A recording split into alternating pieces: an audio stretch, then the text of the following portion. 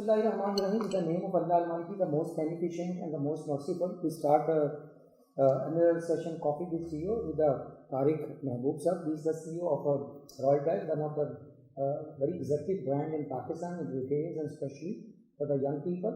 اور کیجولس میں بہت ان کا نام ہے اور بڑی زبردست اسٹوری ہے. اور یہ ماشاءاللہ راجپوت ہیں, راجپوت انٹرپرینور بنتے ہیں. ذرا ان سے پوچھیں کہ یہ کیسے کیا کیا اپس اینڈ ڈاؤنس انہوں نے دیکھے اس لائف میں. اور یہ بیسیکلی یہ پوری کاوش ہے, اس کے دو ہی مقصد ہیں.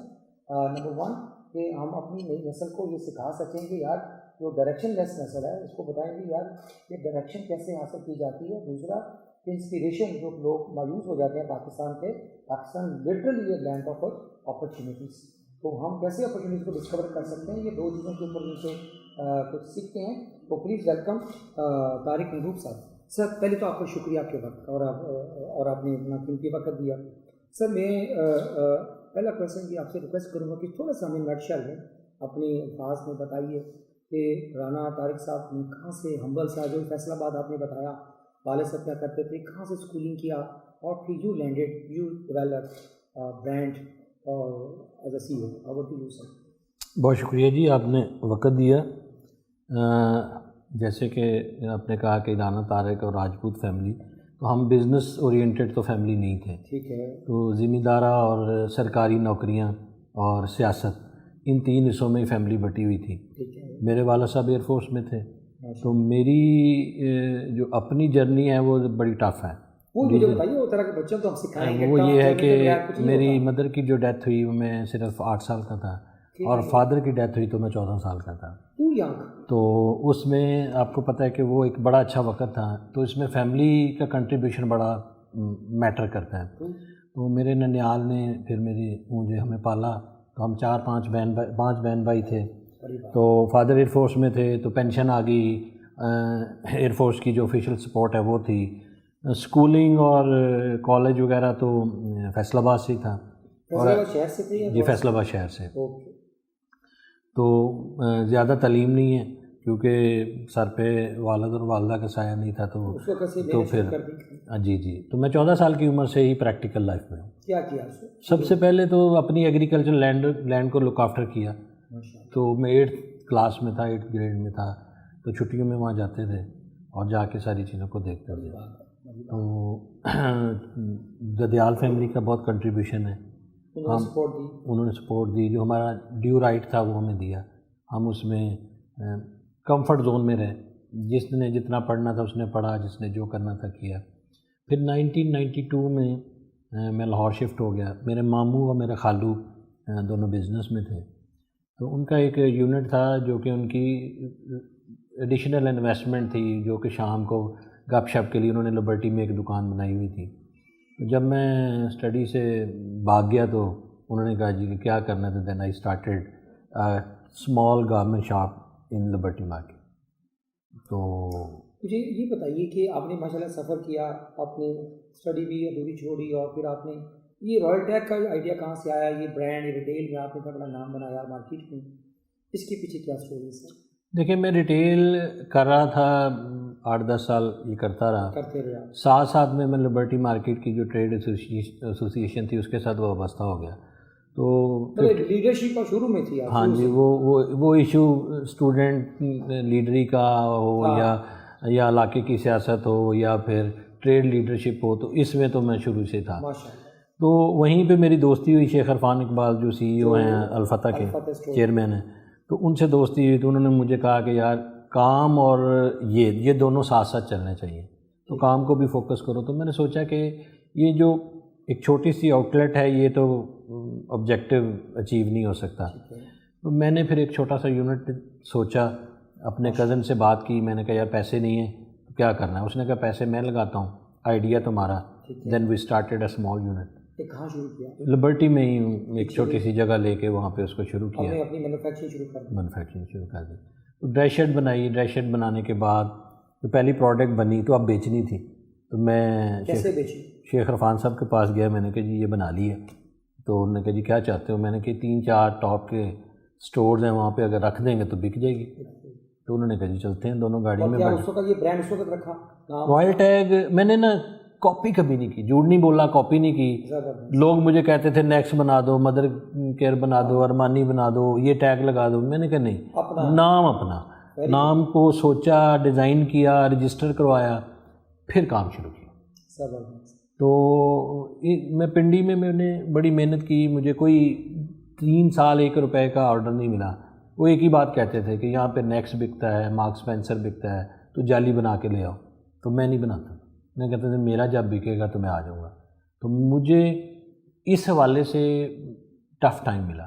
اور آہستہ آہستہ پھر میرا بھائی جو آپ نے اسٹور پہ اپنی شرٹ رکھی تو کیا رسپانس آیا؟ رسپانس یہ ہے کہ چونکہ 2-3 جو اچھے سیلرز تھے ان سے ہمیں بزنس مل گیا. اچھا، آرڈرز مل گئے. تو ہم نے انہیں پروڈکٹ آفر کی، انہوں نے رکھی اور وہ بکنا شروع ہوگی. مین وائل میرا جو چھوٹا بھائی جو کہ میرے ساتھ پارٹنرشپ میں کام کرتا تھا، تو وہ امپورٹ کھل گئی، لیگلائز ہو گئی مشرف کے دور پہ. تو ہم نے امپورٹ شروع کر دی چھوٹے پیمانے پہ. تو وہ جو پروڈکٹ لاتا تھا نا، یہ تھائی لینڈ سے یا چائنا سے، تو وہ پروڈکٹ جو لاتا تھا تو ہم نے اس کو بھی رائل ٹیگ کے نام سے بنوانا شروع کر دیا. تو پھر شرٹ کے بعد پھر پینٹ، کوٹ، سوٹنگ، تو اسٹیپ بائی اسٹیپ بڑھاتے رہے. تو اللہ تعالیٰ نے پہلا آؤٹ لیٹ بھی اسی طرح سے ہم گئے، اور ایک بہت مشہور برانڈ ہے، اس کی جگہ خالی ہو رہی تھی. ہم نے کہا ہمیں دے دیں. انہوں نے کہا جی آپ یہ ٹارگٹ اچیو کریں گے؟ تو میں نے کہا جی کر لیں گے. انہوں نے کہا جی گارنٹی سائن کر دیں. میں نے کر دی. تو وہ جو ٹارگٹ تھا ہم نے 15 دن میں کر لیا. اس کے بعد وہ کہیں کوئی بریک ہی نہیں لگی.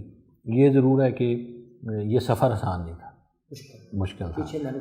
مینوفیکچرنگ، امپورٹ، ساری چیزیں. مجھے یہ بتائیے کہ یہ جو آپ نے اس کے اوپر کوئی جو برانڈ بنایا، اس کے اوپر ریسرچ کیا، اسٹڈی کیا، یا بس آہستہ آہستہ قدرت آپ کے ہاتھ پکڑ دی گئی اور آپ چلتے چلے گئے؟ میں اس میں یہ کہوں کہ اسٹڈی بھی کرتے رہے، اپنے آپ کو تعلیم اپ گریڈ کرتے رہے، مختلف کورسز نیشنل انٹرنیشنل یہ ساری چیزوں میں کرتے رہے، سیکھتے رہے. مجھے یہ بتائیے کہ یہ جو رائل ٹیگ کا جو آپ نے کیا، اب کتنے آؤٹ لیٹس ہیں آپ کے؟ 28 پورے پاکستان میں ہیں جی. اور ایکسپورٹ بھی کر رہے ہیں یا بھی صرف ابھی لوکل بھی کر رہے ہیں آپ؟ دیکھیں میں نا اس میں نا بڑا ڈفرینٹ پوائنٹ آف ویو رکھتا ہوں. کیا ہے؟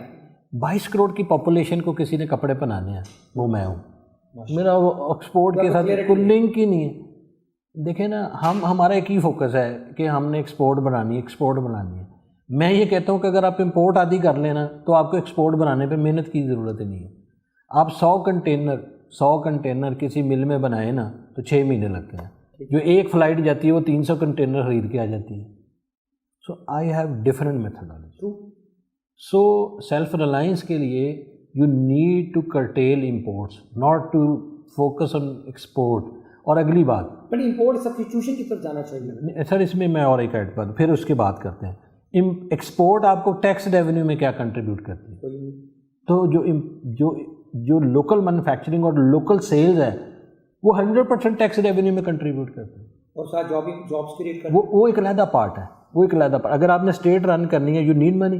اب آپ امپورٹ پہ ڈیوٹی سے پیسہ بنا رہے تھے، اب آپ اس کو چھوڑیں، آپ لوکل مینوفیکچرنگ کریں، لوکل سیلز کریں، جو اس سے آپ ڈبل پیسہ بنائیں گے، ہر سٹیج کا بنائیں گے.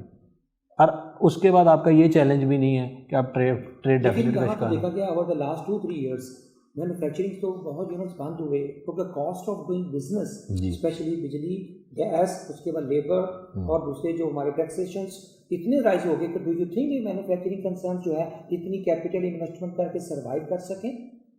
دیکھیں ایک بہت مشکل چیلنج ہے. اس میں ایک چیز آپ نے مس کر دی، وہ یہ تھا کہ ہمارا جو اسکل ڈیولپمنٹ ہے وہ بھی بہت ویک ہے، پروڈکٹیوٹی بہت ویک ہے، کوالٹی بھی اس میں وہ چیلنج ہے.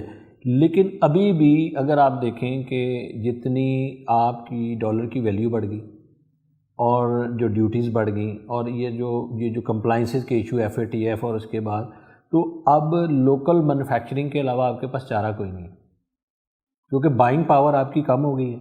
اب جو 100 روپے کا ڈالر کے ساتھ جو چیز امپورٹ ہوئی تھی اس کی ویلیو $3 تھی، اب وہ 165 کے ساتھ $20 کی ویلیو سے جب امپورٹ ہوگی تو اس کے اوپر جو ٹیکسیشن اور ڈیوٹیز اور ملٹیپلائی فیکٹر ہے تو وہ بندہ خرید ہی نہیں سکتا. میری پروڈکٹ 3 گنا پرائس اس کی بڑھنے کے قریب ہو گئی ہے 3 سالوں میں.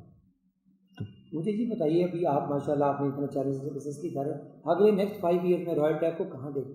as a business concern? دیکھیں جی، ہم اس وقت بڑے فوکسڈ ہیں. We are planning to develop more production facilities. Okay. We are working to bring more technology, اور اس کے اوپر کاسٹ ریڈکشن کو بات کر رہے ہیں، پروڈکٹیوٹی کی بات کر رہے ہیں، اسکیل اکانومی کی بات کر رہے ہیں. اور دوسری چیز، جب امپورٹڈ آئٹم کو جو ہم نے ایک خاص اسٹینڈرڈ پہ پروڈیوس کروائی ہیں باہر سے، ترکی سے، چائنا سے، اب ہم ان کو پاکستان میں اسی اسٹینڈرڈ پہ پروڈیوس کرنے کی کوشش کریں تو ویلیو ایڈیشن کی بات ہوگی. That is more important. ٹھیک، تو اس کے نتیجے میں جب ہم دیکھیں گے ہم کمپیٹیبل ہو جائیں گے نا، تو گروتھ بھی ہے. سو اگلے 5 سالوں میں اگر ہم اپنا بزنس ماڈل سکسیزفلی چینج کرنے میں کامیاب ہو گئے، ان 4-5 ویریبلز میں وہی کوالٹی، وہی مشینری، وہی ہیومن ریسورس، تو اس میں کوئی ایسی چیز نہیں ہے کہ ہم نہیں سمجھتے کہ 3 ٹائم ریونیو اور 3 ٹائم سے میں تو اصل بڑا مارجن تو ویلیو ایڈیشن ہے، پروفیٹیبلٹی آپ کی. سر مجھے یہ بتائیں کہ آپ نے اس کے ساتھ ہیومن ریسورس کتنا ہے رائل ٹیگ میں، جو آپ کے لوگ امپلائڈ ہیں، کتنی جاب کریٹ کی ہے رائل ٹیگ نے؟ میرے پاس اس وقت تقریباً 250 لوگ کام کر رہے ہیں. 50 کا مینوفیکچرنگ چھوٹا سا یونٹ ہے ہمارا، اور پلس ریٹیل. اور ریٹیل میں کتنے لوگ ہیں؟ 28 ریٹیل اسٹورز میں تقریباً 140. مگر اگر جمع کریں تو اراؤنڈ 500 لوگوں کو آپ نہیں، میں ٹوٹالٹی میں تقریباً 240 کی بات تو یہ مطلب یہ جابس کریٹ کی ہیں آپ کی کمپنی میں. سر مجھے کمنگ ٹو دا پوائنٹ، مجھے طارق صاحب یہ بتائیے گا کہ یہ جو آپ کا چین اسٹور کا آئیڈیا کہاں سے شروع ہوا؟ کیونکہ پاکستان میں یونٹی نہیں ہے، لوگ آپس میں نا بڑے حسد کرتے ہیں کاروباری لوگوں سے، تو اس کو کیسے لے کے آئے اور یہ واز بنے آپ ریٹیل اسٹورس کی اور چین اسٹورس کی ایسوسیشن میں، اور کیا آپ نے بینیفٹس دیے، کیا اچیومنٹس کی، اور خاص کر کرونا میں کیا اچیومنٹس ہوئی؟ دیکھیں، چین اسٹور کا سے بات کرنے سے پہلے نا، میرا چھوٹا بھائی میرے ساتھ بزنس کرتا تھا، تو بعد میں وہ سیپریٹ ہو گیا. اوکے. تو اس نے اپنا برانڈ بنا لیا. تو ہم اس سے پہلے جب ہم اکٹھے تھے تو ہم 3 برانڈ آپس میں مل کے کام کرتے تھے. وہ کنسورشیم ٹائپ. ہمارا آپس میں ایک ان ریٹن ایجنڈا تھا کہ ہم نے مل کے لرن کرنا ہے، گرو کرنا ہے، اور زندگی کو اس طرح سے کرنا ہے کہ جو کمپٹیٹر ہے نا، وہ آپ کا فرینڈ ہو سکتا ہے. تو آپ مل کے جو ڈسٹینس ہے نا، وہ آسانی کے ساتھ اور سکون کے ساتھ کور کر سکتے ہیں. دیکھیں نا، ایک بندہ اکیلا جا رہا ہے تو 3 جائیں تو گپیں مارتے چلے جاتے ہیں. تو ہم نے وہ ایک سیٹ اپ ڈیولپ کیا ہوا تھا. مین وائل جتنے نئے مال آئے جس میں نشاط ایمپوریم ہے، پیکیجز ہے، تو یہ جب آئے تو بہت سارے لوگوں کو ان کے ساتھ لیزنگ کے حوالے سے پرابلم آئے. تو پہلی گیدرنگ نشاط ایمپوریم کے لیز ایگریمنٹ کے اوپر ہوئی، جس میں 15-20 لوگوں نے پارٹیسپیٹ کیا. اس میں ہم کنکلوڈ کچھ نہیں کر سکے. بٹ میں نے جب دیکھا کہ یہ 15-20 اکٹھے ہو، ان میں سے 3-4 جو ان کے لیڈر تھے، ان کے ساتھ میں نے ڈسکشن کی. دین وی پلانڈ کہ ہم برانڈس کی ایک ریپرزینٹیو باڈی بنائیں. تو انیشیلی تو 10-12 لوگ تھے، جن میں سے 4 ہم ہی تھے. تو دین وی اسٹارٹیڈ، اور آلموسٹ یہ 4 سال لگے. اور الحمدللہ پچھلے 15 دن پہلے ہم نے ڈی جی ٹی او سے رجسٹریشن بھی حاصل کرنے میں کامیاب ہو گئے. Right now we are 160+ companies and approximately 200 brands registered with اس ایسوسیشن کے ساتھ، چین کے ساتھ. اس کیا آپ کا ایجنڈا کیا اور کیا اچیومنٹس ہیں ٹل ناؤ؟ دیکھیں، ایجنڈا یہ ہے کہ ہم نے ریٹیل انڈسٹری کو، جو کہ آرگنائزڈ ریٹیل ہے، ہم بہت بڑا سیکٹر بھی ہے، اور ہم وہ سیکٹر ہے جو سیل ٹیکس، انکم ٹیکس اور تمام سب میں ہم رجسٹرڈ ہیں، فلی کمپلائنٹ بزنسز ہیں. تو اگلا ہمارا سٹیپ یہ ہے کہ جو حکومت پاکستان کی آٹومیشن کا ہے، انٹیگریشن کا پروجیکٹ ہے، اس میں ہم نے سائن کیا ہے MOU. تو ہم پورے پاکستان کی ریٹیل کو ریئل ٹائم آٹومیشن کی طرف لے کے جائیں گے. تو میں سمجھتا ہوں یہ سی پیک سے بڑا گیم چینجر ہے ٹیکسیشن اور سیلف ریلائنس کے نقطہ نظر سے. ٹھیک. دوسرا کام یہ ہے کہ ہم نے ریٹیل کو آرگنائز کرنا ہے. ان کے چیلنجز کیا ہیں؟ اسکل ڈیولپمنٹ ان کا چیلنجز ہے، ان کا جو پروڈکٹ سورسنگ اور ان کے حوالے سے چیلنجز ہیں، ان کا لیزنگ بہت بڑا چیلنجز ہے. اور اس کے علاوہ جو حکومت کی پالیسیاں ٹیکسیشن کے اوپر، خواہ وہ یونین کونسل ہو، خواہ وہ FBR ہو، یہاں سے لے کے اوپر تک اتنے ٹیکس ہیں، 28-29 محکمے ہیں. ہم چاروں صوبوں میں کام کرتے ہیں، تو ہر صوبے کے اپنے مسائل ہیں. تو ان ساری چیزوں کو چینلائز کر رہے ہیں. کیونکہ PR میں ایسا بنا ہوا ہے، Punjab revenue authority, Sindh revenue, income tax لیتا ہے، سیلز ٹیکس لیتا ہے، ایکسائز والے لیتا ہے. وہ اتنا تو محکمے بنے ہیں کہ ڈیل کرنا مشکل ہو جاتا ہے. تو اس کا مطلب ہے کہ اور اس کو you are the president of this? میں چیئرمین ہوں. جی، یو آر دا چیئرمین. اور یہ الیکٹڈ ہوتے ہیں یا بس آپ نہیں یہ کیونکہ DGTO ہے تو ہر چیمبر اور ٹریڈ آرگنائزیشن کی طرح تو الیکشن اور ساری کمپلائنسز اس کے لیے مست ہے. اس کے بندہ اپنا چوز کرتے ہیں اور 1 ایئر کے لیے ہوتا ہے. یہ 1 ایئر کے لیے جو پریزیڈنٹ آتا ہے. اور اس کا مطلب ہے آپ ان ریٹیل اسٹور والوں کی آواز ہیں ٹو دا پبلک سیکٹر جو باڈیز بیٹھی ہیں. ایسے ہی تو کیا ان کو آپ نے مجھے بات ہے کہ جو کووڈ آیا ریٹیل بڑی ہٹ ہوئی, آن لائن کچھ اضافہ ہوا, لیکن فزیکل لوگوں کے پاس رینٹل نہیں تھا, سیلریز کے پیسے نہیں تھے, الیکٹریسٹی کے پیسے نہیں تھے. آپ کی ایسوسیشن نے کیا سپورٹ دیا؟ دیکھیں پہلی بات تو یہ ہے کہ جس دن کووڈ کا لاک ڈاؤن ہوا تو ہم نے پہلے گھنٹے میں ہی اپنا پلان آف ایکشن ایگزیکیوٹ کیا, بنایا, ڈیسائیڈ کر لیا. اوکے. اس کے بعد ہم نے دوسرا کام یہ کیا کہ ایک اور تنظیم ہے پاکستان ریٹیل بزنس کونسل, اس میں تقریباً 34 برانڈ ہیں, ہم ان کے ساتھ کولیبریشن کیا. پھر نیکسٹ ہم نے جو ریسٹورنٹ کی جو ایسوسیشن ہے پاکستان ریسٹورنٹ ایسوسیشن, اس کے ساتھ کولیبریشن کیا. تو ہم نے یہ دیکھا کہ ہمارے چیلنجز کیا ہیں. پہلا چیلنج جیسے آپ نے فرمایا کہ ہمارا جو سب سے بڑا چیلنج تھا وہ ہمارا کیش فلو رک گیا, زیرو کیش فلو. اب رینٹ بھی دینا ہے, ٹیکس بھی دینا ہے, سیلری بھی دینی ہے, پارٹی پیمنٹ بھی دینی ہے. تو ہم نے اس کے اوپر آپس میں بیٹھے اسٹریٹجی بنائی. ٹھیک ہے. تو ہمارے میجر جو برانڈز ہیں وہ مالز میں بیٹھے ہوئے ہیں, تو ہم نے مالز کے ساتھ کمیونیکیٹ کیا. موسٹلی مالز نے بہت پازیٹیو اس کا رپلائی دیا اور انہوں نے یہ ایشورنس دی کہ آپ ہمارے بزنس پارٹنر ہیں, تو ہم کوئی ایسا کام نہیں کریں گے کہ جس کے بعد آپ کا بزنس ختم ہو جائے تو الٹیمیٹلی ہمارا بھی ختم ہو جائے گا. انیشلی ان کو یہ فیئر تھا کہ ہم کوئی اس قسم کی جو جب باڈیز اکٹھی ہوتی موب بن جاتا ہے تو پھر الٹی سیدھی باتیں, ڈیمانڈ اور چیزیں ہوئی. تو ہم نے کہا جی کہ انشاءاللہ ہم بھی بزنس ہیں تو ہم آپ کے ساتھ کوئی ایسا کام نہیں کریں گے کہ جو آپ کے بزنس کے لیے ڈینجرس ہو اور آپ اس کنڈیشن میں نہ رہ سکیں کہ آپ اپنے بزنس کو کنٹینیو کر سکیں. تو ہم نے ان کے ساتھ وہ جو انڈرسٹینڈنگ تھی وہ ڈیولپ کی. وہ کبھی بریک ہو جاتی تھی کبھی, تو پہلا تو ان سے ریلیف ملا ہمیں. اور میرا خیال ہے کہ جو ہمارے ممبران ہیں ان کے جو ٹوٹل رینٹل ریلیف ہے وہ بلینز آف روپیز میں ہے, وہ جو 2.5-3 مہینے کا. پھر امپلائیز کو کیسے ریٹین کرنا ہے, سیلریز کو کیسے مینیج کرنا ہے, پارٹیز کو کیسے پے کرنا ہے, ان کے اوپر ہمارے کنزیکٹیو سیشنز ہوئے. ہم زوم کے اوپر چلے گئے, ہم ویکلی سیشنز کرتے تھے. پھر ہم نے کیٹیگری, پروڈکٹ کیٹیگری کے جیسے مینس فارمل ہے, کیجول ہے, لیڈیز ہے, جوتے والے ہیں, ریسٹورانٹس ہیں, ان کے گروپس بنا دیے.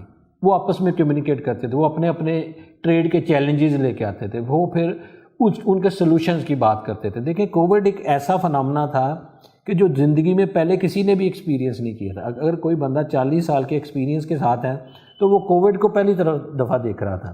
تو ہم نے آپس میں جو ایک وزڈم شیئرنگ ہے اس کو بھی لے کے آئے. تو الحمدللہ اس میں میرا یہ خیال ہے کہ ابھی تک کوئی ایسا برانڈ نہیں ہے کہ جس کو ہم کہیں کہ وہ اس کووڈ میں سسٹین نہیں کر سکا. الحمدللہ سبھی نے سسٹین کیا. زبردست, بڑی آپ کی نا اسٹریٹجی ورک کیا کہ آپ نے اسے. اب لیٹسٹ سچویشن کیا ہے؟ ابھی بھی کووڈ اسٹل چل رہا ہے. بزنس کی کنڈیشن کے اکانومی کو کہ آپ نے جیسے کہا کہ بہت سکڑ گئی ہے, شرنک ہوئی ہے پاکستان کی جو GDP ہے 5.7 سے 4.4 میں آ گئی, اور اس کا مطلب ہے کہ $50 بلین اکانومی سے نکل گیا. تو اب کیا سچویشن ہے سیلز کی, بزنسز کی, آپ کی بھی, اور یہ چینج ایسوسیشن کا جو آپ ریٹیل کا آپ ہیڈ کر رہے ہیں, تو بزنس کی کیا کنڈیشن ہے رائٹ میں سیلز کے؟ دیکھیں اس میں نا آج اگر میں بات کروں تو کچھ بزنس ایسے ہیں کہ جن کا یہ آف سیزن ہے. یہ آف سیزن ہے, ٹھیک ہے, جیسے لیڈیز کے لانوں اور ان پروڈکٹ بنانے کا یہ آف سیزن ہے, تو ان کی سچویشن ڈفرینٹ ہے. اب کچھ بزنسز ایسے ہیں کہ شادی بیاہ ایونٹ ان کا یہ پیک سیزن ہے, لیکن وہ بھی پابندی لگ گئی ہے. ہاں وہ لگی. دیکھیں وہ پابندی ہے اور اسٹیپ بائی اسٹیپ یہ چیزیں بڑھ رہی ہیں, اجلاس ہو رہے ہیں, اور ہمیں آئیڈیا نہیں ہے کہ کتنا بڑھے گا اور کس طرح سے ہوگا. لیکن ایک چیز میں آپ کو بتاؤں کہ لاسز جو کیلکولیٹ کیے گئے تھے وہ ایسٹیمیشن سے کہیں کم ہوئے. اوکے, جیسے ہماری جو نیچرل جو کرونا کا ہمارا جو ایسٹیمیشن تھا وہ بھی اس سے کہیں کم ہے. اس میں ملٹیپل فیکٹرز ہیں. ایک تو اللہ تعالیٰ نے ہم پہ کرم کیا, ہم نے کچھ بھی محنت نہیں کی, کوئی احتیاط نہیں کی, کوئی انسانوں والا کام نہیں کیا, اللہ نے ہمیں اس میں بچا لیا. دوسری چیز یہ ہے کہ ہمیں پسند ہو یا نہ پسند ہو, حکومت نے یہ جو 116 ارب غریبوں میں بانٹا نا, وہ گھوم گما کے ہر ایک کی جیب میں گیا. پھر یہ جو smart lockdown, partial lockdown, support کیا کہ لوگوں کو لون اپنا کم انٹرسٹ پہ سیلریز وغیرہ کے لیے فائنانس کیا. جی اچھا. اس کے بعد پھر انہوں نے جو لاک ڈاؤن میں ایک گو کے نظر یہ آتا تھا کنفلکٹ ہے ٹاپ لیول پہ، لیکن وہ اس کانفلکٹ کا یہ فائدہ ہوا کہ آپ نے مارشل لا ٹائپ ارینجمنٹ نہیں کیے، ریشنل ارینجمنٹ کیے. اس میں لائف میں بے شمار چیزیں چلتی رہیں. دیکھیں کرونا میں ہی آپ کی گندم کٹی ہے، اسی میں آپ کی آم کی فصل آئی ہے، اسی میں آپ کی بڑی عید آئی جس میں قربانی ہوئی، چیزیں ہوئی. تو وہ جو چھوٹے لیول کے اوپر کیش فلوز اور چیزیں تھیں، وہ جو ٹرانزیکشن، وہ چیزیں چلتی ہیں.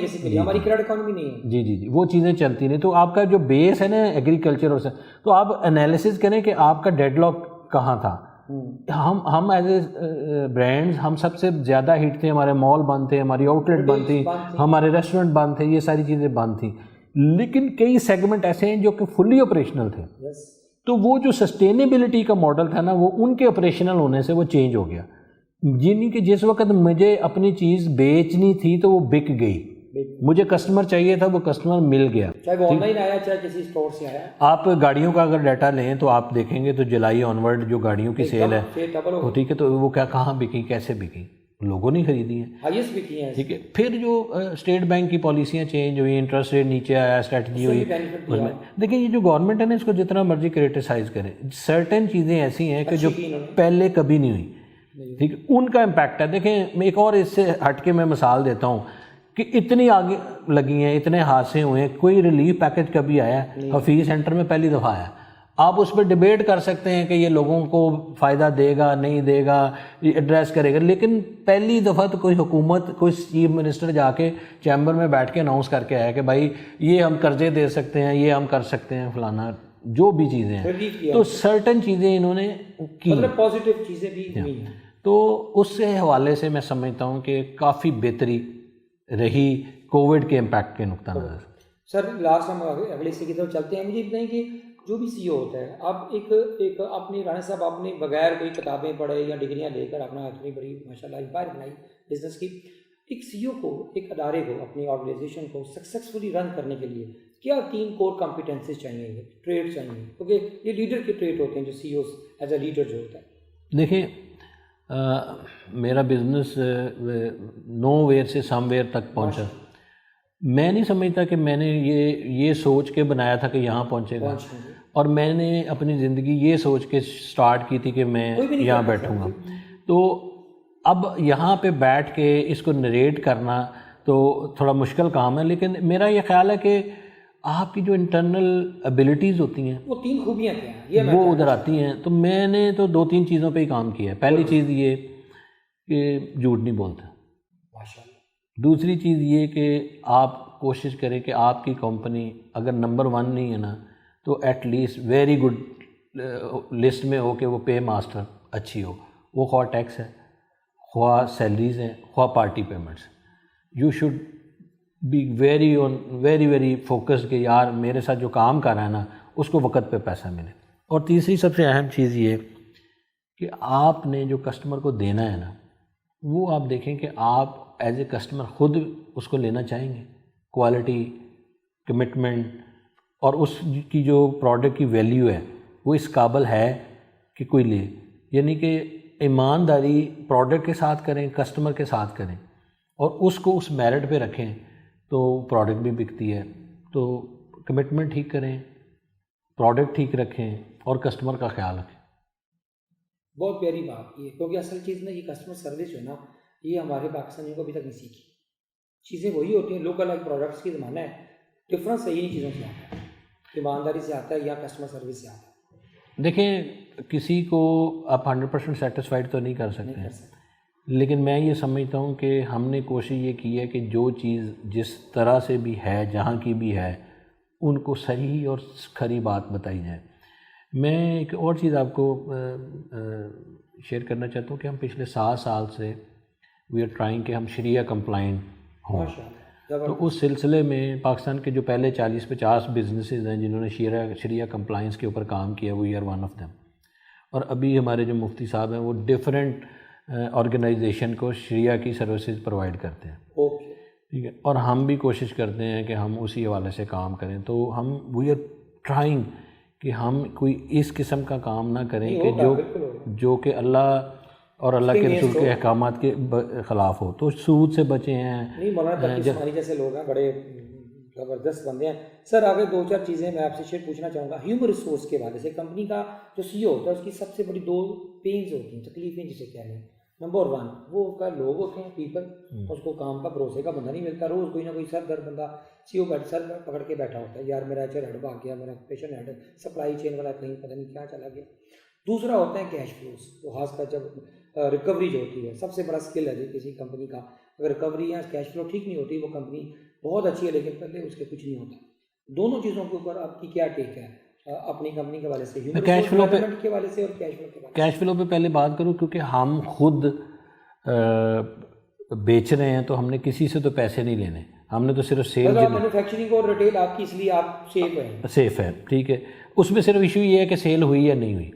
اچھا, اس میں یہ ہے کہ اب کیش فلو مینجمنٹ جو ہے جیسے میں نے پہلے عرض کی, تو میں پریفرنس دیتا ہوں کہ میرے سے پیسہ لینے والا مجھے کال نہ کرے, میرا اکاؤنٹس ڈپارٹمنٹ اس کو کال کر کے کہے جی کہ آپ کے پیسے آپ کے اکاؤنٹ میں لگ گئے ہیں یا ٹھیک ہے. تو اس کے لیے ہم یہ کرتے ہیں کہ ہم اپنا پورے سال کا کیش مینجمنٹ پلان بناتے ہیں, اس کے ساتھ ان چیزوں کو دیکھتے ہیں. اور وہ جو بناتے ہیں نا وہ ٹرائی کہ اس کو کمٹمنٹ کو پورا کریں. یہ نہیں ہے کہ آپ کو پیسے دینے میں جا کے نئی گاڑی لے لوں.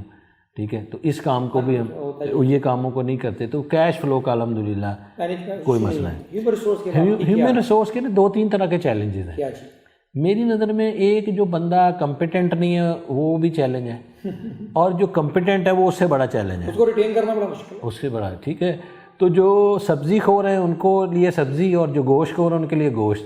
تو یہ دونوں چیزوں کو مینج کرنا مشکل ہے. اور مجھے کئی دفعہ کئی دوست کہتے ہیں کہ جو نالائق ہے نا اس کی فکر کم کرنی چاہیے, جو لائق ہے اس کی زیادہ کرنی چاہیے کیونکہ اس کے کسٹمر بڑھے ہیں. تو مشکل ہے پاکستان میں اسکل ڈیولپ کرنا. شوق میرا مینس فارمل ہے, تو ہمارے ٹریڈ میں جو فیشن ڈیزائنر ہیں یا مرچنڈائزر ہیں وہ اتنے شوق سے نہیں آتے. تو کسی کو یہ شوق ہوتا ہے, اس کو لاتے ہیں, لا کے ٹرین کرتے ہیں. تو ابھی 1-2 فلائٹیں ہی اس نے کی ہوتی ہیں تو اس کو کوئی نہ کوئی آفر آ جاتی. تو میں اس چیلنج کو کافی بری طریقے سے فیل کر رہا ہوں, لیکن مجھے یہ لگتا ہے کہ یہ کنٹینیوسلی رہے گا. اور آخری چیز یہ, پاکستان کے سیٹ اپ میں نا جو کام آپ کو نہیں آتا نا اس کے لیے نہ آپ اچھا بندہ ڈھونڈ سکتے ہیں, اور اگر اچھا بندہ آپ کے پاس آ جائے نا تو نہ آپ کام لے سکتے ہیں. تو یہ چیلنج یہ ہے کہ آپ کو ہر کام سیکھنا ہے. Very good. تو اپنے ہاتھ خود کام میں ڈالنے ہیں. if you are hands on then you will be able to get the work done from others. تو اس میں جیسے آپ سی اوز کی ٹریننگ کرتے ہیں, اسی طرح بہت ساری سروسز ہیں جو کہ پروسیس بنانے کے لیے اور چیزیں بنانے کے لیے سروسز پرووائڈ کرتی ہیں. میں نے ان کے ساتھ بھی کام کیا اور کافی پیسے لگائے ہیں, سسٹم ڈیولپ کرنے کی کوشش کی ہے. کافی پروڈکٹیوٹی نکل گیا, پھنس جاتا ہے اس میں. ہاں جی, اس میں چیلنج کیا ہے کہ کبھی آپ کا وہ ٹرین بندہ نکل گیا, کبھی وہ جو ٹرینر ہے وہ ڈی ٹریک ہو گیا, اور کبھی آپ کسی نہ کسی کرائسس میں چلے گئے. تو میرا جو لاسٹ پروجیکٹ چل رہا تھا تو وہ کووڈ کی نظر ہو گیا. تو ہم نے 1 سال اس پہ کام کیا اور کووڈ سے جب واپس آئے تو وہ ساری چیزیں غائب تھیں. مطلب ٹیم کو اب اس کووڈ کے سینیریو سے نکال کے ورکنگ انوائرمنٹ میں لانا سب سے بڑا چیلنج ہے. اور ابھی وہ نکل کے عادی نہیں ہوئے تو اب نیا اسپیل آ رہا ہے کووڈ کا. تو چیلنجز ہیں. میں یہ کہوں کہ پاکستان میں اوور آل جو ہے نا پروڈکٹیوٹی یہ ویسے بھی لو ہے. تو ہم جب ہم انٹرنیشنل سپلائر سے نکل کے یہاں چیزیں کرنے کے لیے سوچ رہے ہیں تو پین ڈبل ہے. اب ڈر لگ رہا ہے کہ یار یہ نہ ہو کہ وہ کوالٹی گر جائے, وہ کوالٹی گر جائے یا وہ چیز ہو یا ٹائم لائن ہم میچ نہ کر سکے. تو جو کسٹمر ہے نا جس کو ہم نے وہ سروسز یا وہ چیز دی ہوئی ہے وہ اس کے لیے وہ چاہیے, وہ آپ کا بزنس لوز ہوتا ہے. سر آخری 2-4 چھوٹے کویشچنز ہیں. زندگی میں رانا صاحب آپ نے یہاں تک پہنچے, ادھر بھی چین اسٹور بھی ایسوسیٹ بھی دیکھ رہے ہیں, اپنا بزنس کو بھی دیکھ رہے ہیں.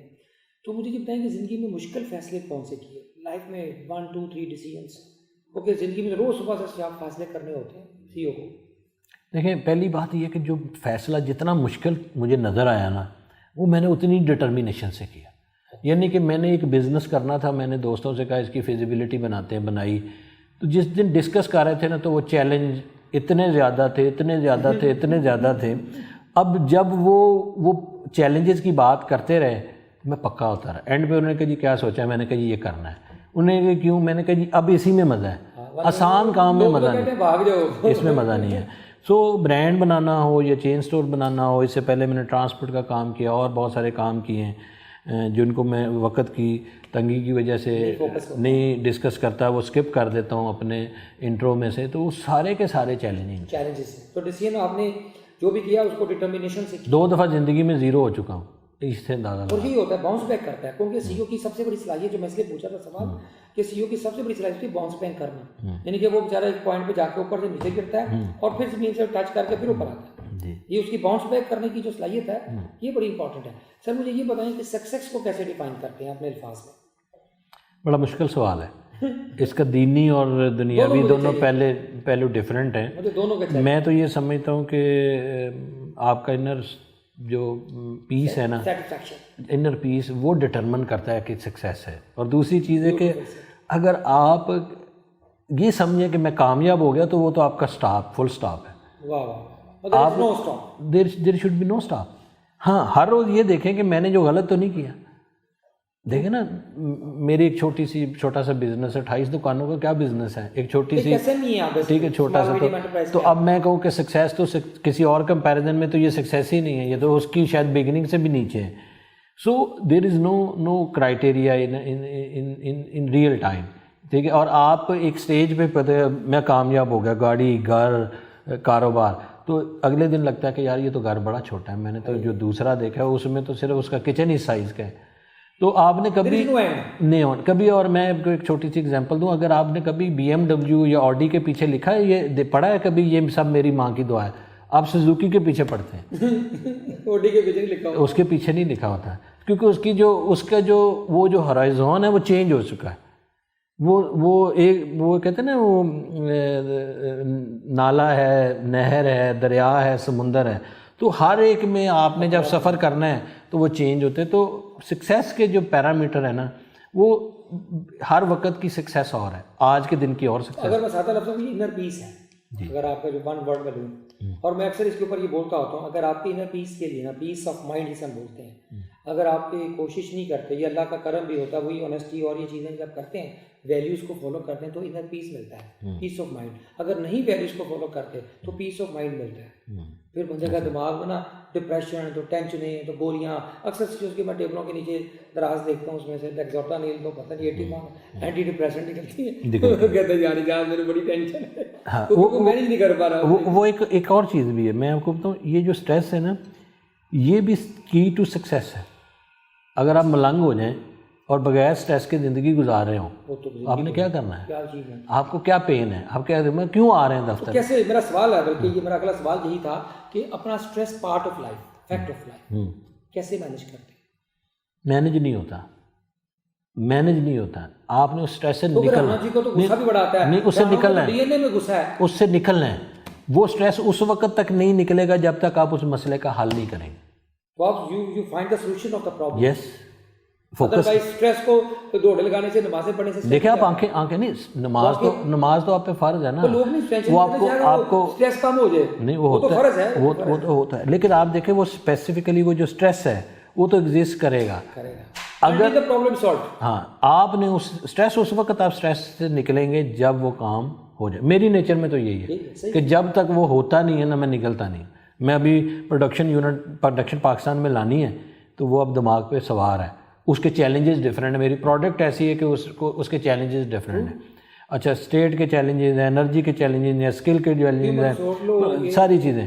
اب جب اس کو میں سوچتا جا رہا ہوں, اسٹریس بڑھتا جا رہا ہے اور موٹیویشن بھی بڑھتی جا رہی ہے. یار اس کو مزہ کرنا ہے, کیسے کرنا ہے. جب اپنا آرگنائز جو میں نے کیا ہوا ہے, اپنا ڈے پلان کیا ہوا ہے, چیزیں کی ہوئی ہیں, ان کو سب کو دیکھ رہا ہوں کہ کون سی رسپانسبلٹی کدھر جائے گی, کس چیز کو چھوڑوں گا, کدھر کروں گا, کس ٹائم زون میں کیا کیا چیزیں کروں گا. تو وہ سارا ایک پریشر ہے, تو ایک ڈسکمفرٹ کریٹ ہوگا, تب وہ چیز ڈیولپ ہوگی. کبھی کریٹیوٹی میں نارملٹی نہ ہو, کریٹیوٹی ہو سکتی ہے. یہ جو اچھے مصور, جو اچھے ایکٹر, یہ وہ آپ کھسکے ہوتے ہیں, آپ خود کتنا کھسکے ہیں تو آپ کا کام نہیں ہوتا. سر رانا جی کے ڈی این اے میں اکثر راجپوتوں کو جب میں سی او بڑے کم دیکھے ہیں, مجھے یہ بتائیے کہ غصہ جو ہوتا ہے اینگر، کیونکہ جو پروڈکشن والے لوگ ہیں، مینوفیکچرنگ والے لوگ ہیں، اور جس قسم کے پاکستان کے انوائرمنٹ ہے، حالات خراب ہیں، تو غصہ ایک نیچرل ایک آؤٹ کم ہوتا ہے. How do you manage your anger and غصہ؟ کیسے کرتے ہو، قابو کرتے ہیں؟ پہلی بات یہ کہ میری دوستی شیخوں سے ہے. اچھا، تو سارے بزنس مین وہ ہے زیادہ. ہاں، تو شیخوں سے دوستی کی وجہ سے تو میں راجپوت رہا ہی نہیں. اچھا، وہ لوگ مجھے شیخ ہی کہتے ہیں. شادی تو نہیں تھی شیخوں میں؟ نہیں الحمدللہ وہ راجپوتوں میں ابھی تک تو وہ سارا. تو وہ والا ایلیمنٹ اس طرح سے نہیں کہ ہر وقت غصے میں، اور مزاجن بھی میں شاید اتنا زیادہ غصے والا نہیں ہے. دوسری چیز یہ ہے کہ جو غصہ جہاں پہ ضروری ہے نا وہ ضروری ہے. میں کرنٹلی میں بھی خود بھی کریٹیسائز کرتا تھا میاں شہباز شریف کا یہ جو مینجمنٹ سٹائل ہے، لیکن ابھی میرا یہ بلیو ہے اس کے بغیر سکسیس ہی نہیں ہوتی. ٹھیک ہے، تو ڈنڈے سے ہم کام کرتے ہیں. اور آپ ہسٹوریکلی دیکھیں پاکستان میں پولیٹیکلی ڈیلیور کرنے والے جتنے لوگ تھے نا وہ ایروگینٹ تھے، غصے والے تھے، سپیڈ اور کمپلائنس کے اوپر وہ بہت اگریسو تھے. ہم کھر کو یاد کرتے ہیں، ملک امیر محمد کو یاد کرتے ہیں، شہباز شریف کو یاد کرتے ہیں، لیکن ہم غلام حیدربائی کو یاد نہیں کرتے. He was very polite, gentle and ٹھیک ہے، مائٹ بھی جو کرنٹ ہے گورنمنٹ. تو اس لیے غصہ وہ جو ہے نا وہ ایک ایڈیشنل بینیفٹ ہے، پلس اور نیگیٹو دونوں کا. وہ بڑا حاجی اور چھوٹا حاجی دونوں چیزوں کو کرنا پڑتا ہے. تو اب میں چونکہ اکیلا ہوں تو ٹھنڈا اور گرم دونوں ہی کرنا پڑتا ہے. بیڈ کاپ گڈ کاپ جو ہوتا ہے نا، اسٹریٹجی ہوتی ہے کہاں آپ نے نرم ہونا ہے، کہاں سخت ہونا ہے. تو وہ غصہ ایک بلیسنگ ہے اور اس کی آپ کی چیزیں ماشاء اللہ ہو جاتی ہیں. سر مجھے یہ بتائیے کہ آپ کی لائف میں آپ کا اپنا مینٹور کون ہے؟ آپ نے کس سے سیکھا؟ جیسے آپ نے عرفان صاحب کے پاس گئے، انہوں نے آپ کو لائن دے دی، آپ کا اپنا مینٹور کون ہے؟ آپ کا اپنی انسپریشن کون ہے؟ بڑی کمال بات کی. میں نے نا ہر سیگمنٹ کا مینٹور علیحدہ رکھا ہے. اچھا. When I have to manage my management skill, اس کے اوپر میرا چیلنج ہے. تو ایک میرے بہت قریبی عزیز ہیں، تو ہی از فرام DMG، تو میں ان کے پاس جاتا ہوں. برانڈ فنامنا کے اوپر جب میں نے بات کرنی ہے تو ایک دوست ہیں جو کہ ایک بہت بڑے برانڈ کے مالک ہیں، ان کے پاس جاتا ہوں. پروڈکشن کی بات کرنی ہے تو میرے ایک دوست ہیں، ان کا پروڈکشن یونٹ ہے، امریکہ سے انڈسٹریل انجینئرنگ پڑھی ہوئی ہے، تو ان کے پاس جاتا ہوں. بزنس اور بزنس پالیٹکس کے اوپر جب پھنسا ہوں تو شیخ عرفان صاحب کے ساتھ جاتا ہوں. تو ڈفرینٹ سیگمنٹ میں. اور پاکستان میں جو سب سے بڑا اور سب سے سکسیزفل انسٹیٹیوشن ہے وہ آرمی ہے، تو اسٹرکچرڈ ہے. تو اس قسم کی جب مجھے مینٹورشپ کی ضرورت ہوتی ہے تو میرے ایک بہت ہی قریبی دوست بھی ہیں، عزیز بھی ہیں، تو میں ان کے پاس جاتا ہوں کہ یار یہ جو مجھے ایڈمنسٹریشن بتاؤ، یہ کیا فارمولہ ہے، کیسے کرتے ہیں، چیزیں کرتے ہیں. تو سائمنٹینیسلی استادی شاگردی چلتی ہے. آپ نے مطلب آپ نے آردہ استاد اپنے رکھے ہوئے ہیں ریلیجیس پوائنٹ آف ویو سے، مطلب جو ڈفرینٹ جو میرے مائنڈ سیٹ کے مطابق لوگ ہیں میں ان سے ملتا ہوں، اور ڈفرینٹ ہیں اور ماشاءاللہ سے سارے. اگر سارے استادوں میں دیکھا جائے، ایک استاد کا نام بول کے ہیں اور دا لائٹر نوٹ، اکثر کہتا ہوں سب سے بڑا استاد تو بیوی ہوتی ہے. وہ سب سے بڑی استاد ہے، سب سے بڑا سکھاتی ہے آپ کو اپنی میاں کو. اس میں نا شاید میں اتنا خوش قسمت نہیں ہوں، کیونکہ وہ مجھے یہ کہتی ہے کہ جو ہے نا آپ کو کچھ نہیں سکھایا جا سکتا، کیونکہ میری جب شادی ہوئی تو میں زیادہ سیکھا سکھایا تھا. تو دوسری چیز یہ ہے کہ میری والد اور والدہ نہیں ہیں، تو مجھے سوئچ کرنا پڑتا ہے ساس کے رول میں بھی، سسر کے رول میں بھی، اور خامد کے رول میں بھی. تو بڑے رول کرنے پڑتے ہیں. تو وہ مجھے جب میں کوئی بات کرتا ہوں تو وہ پھر اسی وقت بتاتی ہے کہ اس وقت آپ خامند نہیں ہیں، سسر ہیں، ساس ہیں. تو یہ بات تو ساسیں کرتی ہیں. تو اس لیے میں نہیں سمجھتا کہ وہ اس طرح سے. اور آپ کی بزنس کا ایک اور پہلو ہے اپنا. سر آخری 2 چھوٹے سے کویشچن ہیں. ایک ہوتا ہے کہ بزنس کے اندر آپ نے محنت کی، 25-30 سال 40 سال کا سفر ہے سر، اس کے پیچھے جو بھی آپ کی سکسیس ہوتی ہے، کوئی بھی 20 سے 30 سال لگتے ہیں سر. تو اس کے بعد جب بندہ پوائنٹ پہ آ جاتا ہے، اس کے بعد سب سے بڑا چیلنج ہوتا ہے کہ اللہ نہ کرے آپ کو کچھ ہو جائے، ہیلتھ کا ایشوز آ جائے، آپ اسکرین سے ہٹ جائیں، تو اس اتنے بڑے بزنس کنسرن کو سنبھالنے کے لیے کوئی سکسیشن پلاننگ چاہیے، کوئی سسٹم چاہیے. آپ کا بیٹا، آپ کی بیٹی، یا آپ کا کوئی پروفیشنلی مینیجڈ CEO، اس کے لیے کیا پلاننگ کی آپ نے؟ دیکھیں دو بڑی اہم باتیں ہیں اس میں. پہلی چیز تو یہ ہے کہ میری بچے چھوٹے ہیں اور میری بیٹیاں ہیں، تو میرے 4 بیٹی ہیں. تو اس میں مجھے تو نہیں لگتا کہ ان میں سے کوئی آ کے بیٹھے. ٹھیک ہے. سیکنڈ یہ کہ میرا یہ پارٹنرشپ بزنس ہے تو اس میں ورکنگ شیئر لیتا ہوں. میرا یہ بڑا کلیئر ہے کہ جب یہ وقت آئے گا, امپلائی ہو سکتا ہے, کوئی شیئر ہولڈر ہو سکتا ہے, کوئی اور ہو سکتا ہے, وہ اس سیٹ پہ بیٹھے گا اور وہ یہ جو سارے رائٹس ہیں وہ اس کو ٹرانسفر ہو جائیں گے. مین وائل میرا ایک بھانجا وہ بزنس کی ٹریننگ میرے ساتھ لے رہا ہے, وہ میرے ساتھ یہاں کنٹینیو کرتا ہے, اس کی چوائس ہے. وہ ٹریننگ لے کے کسی اور بزنس میں جا کے بیٹھ جائے, یہ اس کی چوائس ہے. اور بہت سارے فیملی کے جو کنسرن لوگ ہیں ان کو میں ٹرین کر رہا ہوں, اور اس نقطہ نظر سے کر رہا ہوں کہ وہ بھی جا کے اپنے اپنے بزنس کھڑے کریں گے. سو یہ میں ملٹیپلائی کرنا چاہتا ہوں. جو سیکھا ہے میں نے, جس کسی نے مجھے انگلی پکڑ کے چلنا سکھایا ہے, ٹھیک ہے, تو میرے خالو تھے جن کے ساتھ میں نے پہلا بزنس پلان کیا, اب بھی وہ میرے پارٹنر ہیں. He was my first partner and till to date he is partner.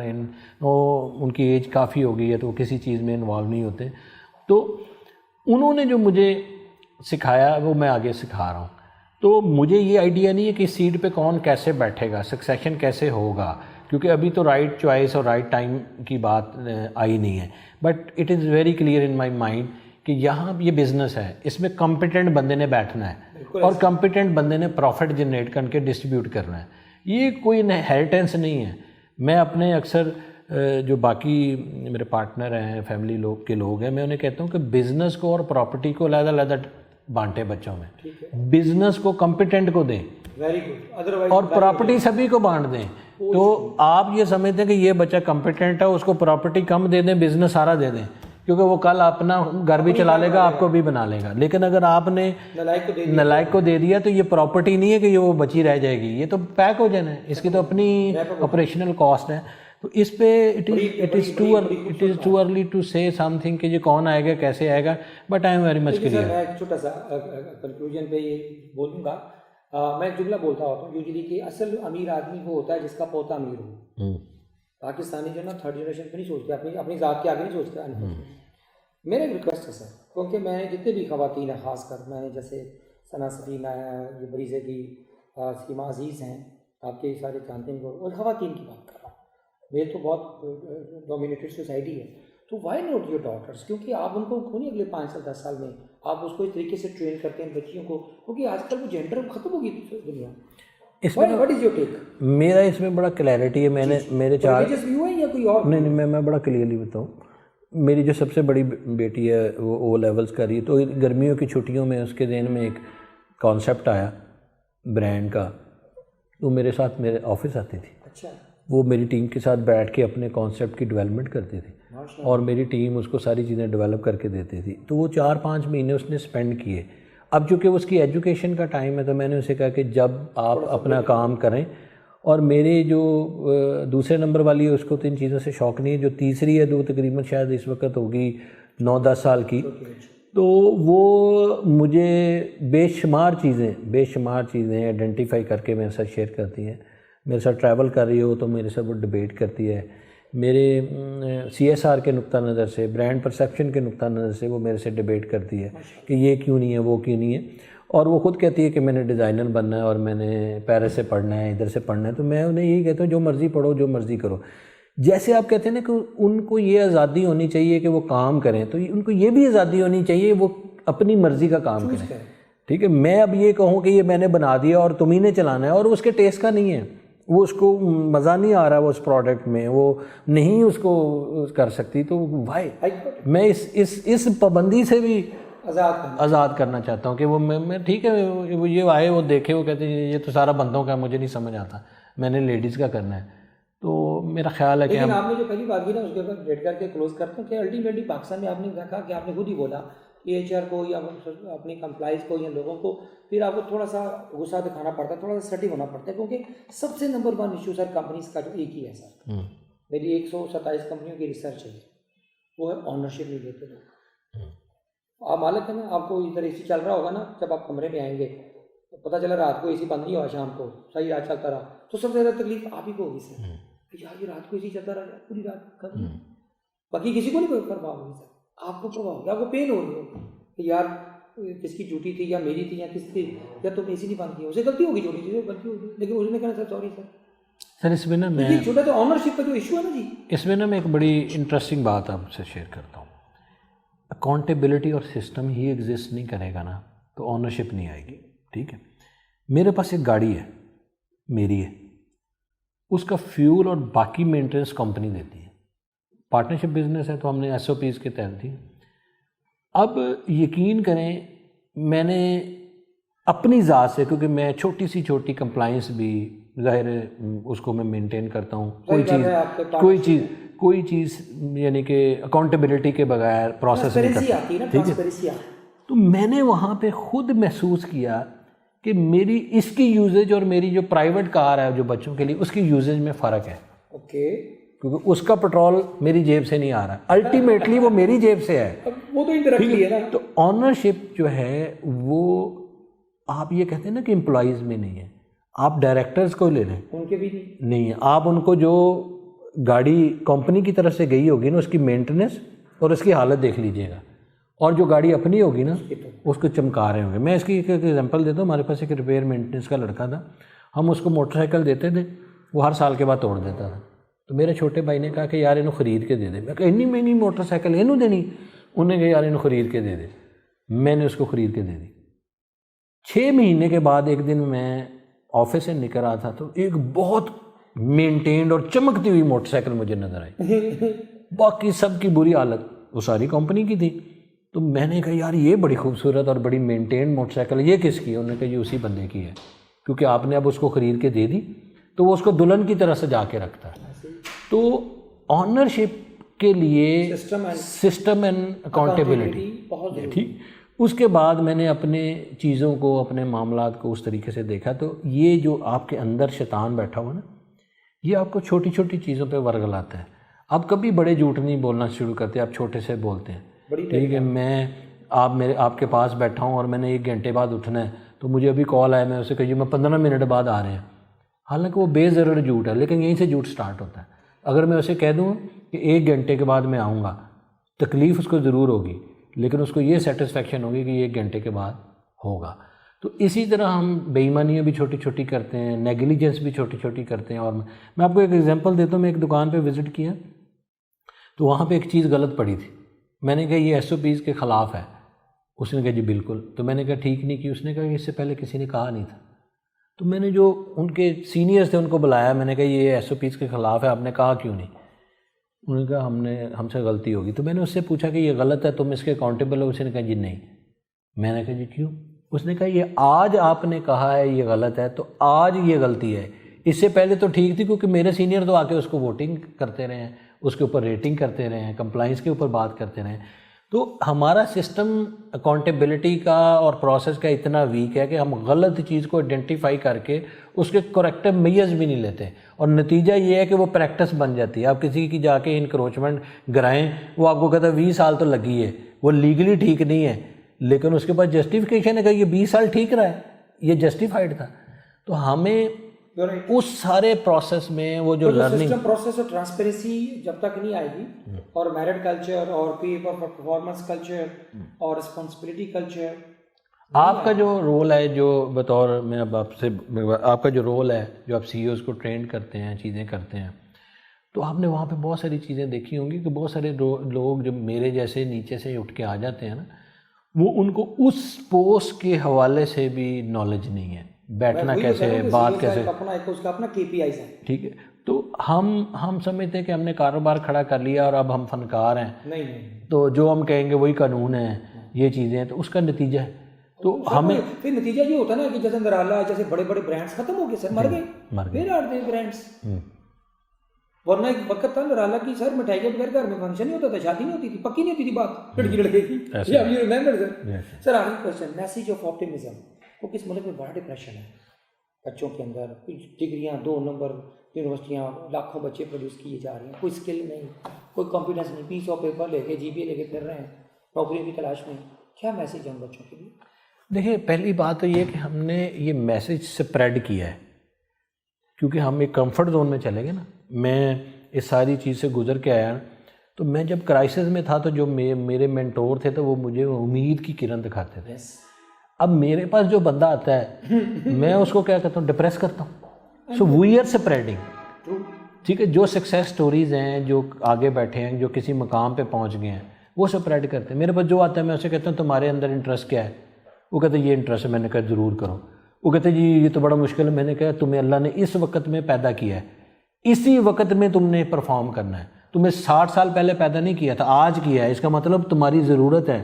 اللہ بے مقصد کسی چیز کو نہیں بناتا. آج تم آئے ہو تو تمہاری گیم ہے, تم نے چلنا ہے. اب تم نے ایکسپلور کرنا ہے کیسے ہے. مجھے یہ بتاؤ کہ میں تمہیں کیا بتاؤں, کیا سمجھاؤں, تم میرے سے کیا لیتے. تو میں تو یہ سمجھتا ہوں کہ پوری دنیا میں ہر وقت ہر چیز کی گنجائش ہے. ترقی کی بھی گنجائش ہے, پیسے کی بھی گنجائش ہے, ہر چیز کی گنجائش ہے. فرق صرف اتنا ہے کہ آپ نے اس کے اوپر محنت کرنی ہے اور رائٹ ٹائم پہ رائٹ ڈیسیجن کی طرف جانا ہے. ڈپریشن پھیلانے کی ضرورت نہیں ہے. ہم سے بھی گندی قومیں ہیں, ہم سے بھی گندے ملک ہیں. اور یہ دیکھیں نا, یہ کووڈ ہے, اس کے تمام گراف, ان کی تمام چیزیں, سارے معاملات, ہم سے گندے ملک اور ہم سے اچھے ملک, ہم جیسی کیفیت میں نہیں ہیں. تو وہ بھی تو بیٹھا ہے نا, وہ بھی تو ذات ہے. تو اس لیے ہمیں امید بانٹنی چاہیے. یعنی کہ سب سے بڑا کہ we must be the ambassador of hope. Yes, thank you very much sir, آپ کا بہت بہت شکریہ. میں اس میں شیک ہینڈ بھی وائٹ کر رہا ہوں کیونکہ وہ کووڈ کا ایک ایس او پی ہے سر. تو آپ لوگوں نے دیکھا ہوگا کہ ایک اس آج کے سیشن کو ماشاء اللہ مجھے تو بڑی انسپریشن ہوئی. ایک مجھے رانا سی او بھی ملا ہے بڑے عرصے بعد, ورنہ چنیوٹی سی او, میمن سی او, شیخ سی او مجھے ملتے تھے. تو ایک قرآن پاک کی آیت کے سر میں آج کا سیشن اس کا کلوز کرتا ہوں. وہ یہ تھا کہ میں ڈاکٹر اسقار احمد کا شاگرد رہا ہوں سر. ان کی قدموں میں بیٹھ کے میں نے 5 سال خطبہ سنا کرتا تھا جمعے کا, باغ جناب میں نا دارالاسلام مسجد میں پڑھاتے تھے. تو وہ سی ایس ایس کی تیاری کر رہا تھا تو ادھر ہی جا کے ان کے پاس بیٹھ کے نا سنتے تھے.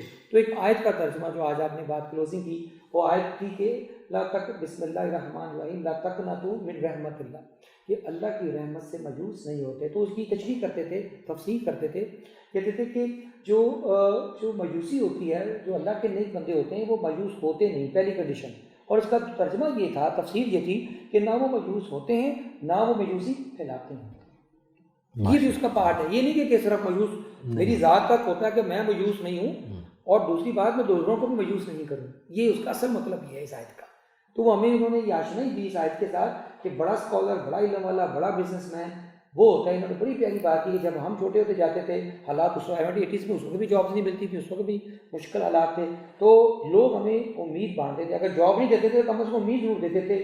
تو ہمیں پلیز اپنی نئی نسل, نئے بچوں کو کم از کم اس ملک کی ساتھ جو نا تعلق کرنا, جو امید ہے وہ دیں گے, اور امید کے امبیسڈر بننا ہے. اس پورے سیشن کو آپ سی او ٹوڈے ٹی وی کے اوپر, آپ یوٹیوب پہ بھی دیکھ سکتے ہیں اجازت کے ساتھ, یا اپنا طارق محبوب صاحب کے سیشن اپنا سوشل میڈیا پہ بھی دیکھ سکتے ہیں. اور اپنا فیڈ بیک دیجیے گا. آپ کے پاس کوئی اور اچھی ایسا قسم کی کوئی سکسیس اسٹوری ہو تو پلیز شیئر بھی کر. اللہ حافظ.